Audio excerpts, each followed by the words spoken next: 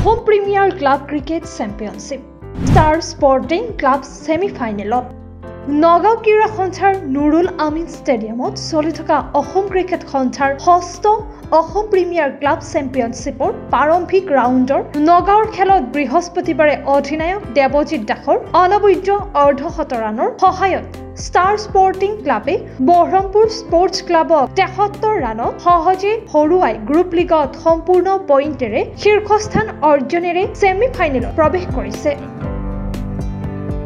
খনকুঁৱলীৰ বাবে অভাৰ সীমিত কৰা খেলখনত ষ্টাৰ স্পৰ্টিং ক্লাবে টছত জিকি পোনতে বেট ধৰি অধিনায়ক দেৱজিৎ দাসৰ ৭৬, নৱজিৎ ঘোষৰ ৩১ আৰু সৌৰভ খাহাৰ ১৫ ৰানৰ উল্লেখনীয় অৱদানেৰে ২০ অভাৰত ৬টা উইকেটৰ বিনিময়ত ১৬৬ ৰান সংগ্ৰহ কৰে।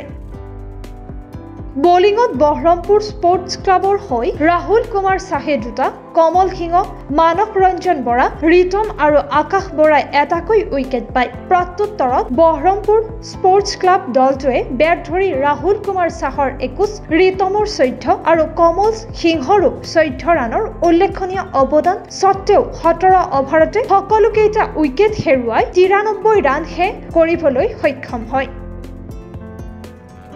বলিঙত ষ্টাৰ স্পৰ্টিং ক্লাবৰ হৈ ইয়াছিনুল হকে ৪টা, পল্লা কৰোণাকৰে ২টা, জিয়াদ জামান আৰু ত্ৰিলোচন সিঙে এটাকৈ উইকেট দখল কৰে।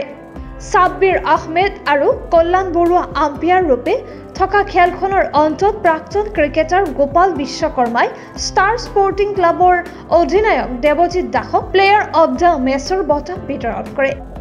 সেই অনুষ্ঠানত অসম জিমনাষ্টিকছ সন্থাৰ সম্পাদক তথা নগাঁও ক্ৰীড়া সন্থাৰ যুটীয়া সম্পাদক উজ্জ্বল বৰুৱা আৰু ACAৰ পেনেল আম্পায়াৰ অসীম কুমাৰ ফাৱালো উপস্থিত থাকে। সান্নিধ্য সমীৰ আৰু দেৱজিৎ বৰুৱাৰ সহযোগত দীপশিখা বৰা হাজৰিকাৰ প্ৰতিবেদন অলিম্পিয়া স্পৰ্টছ।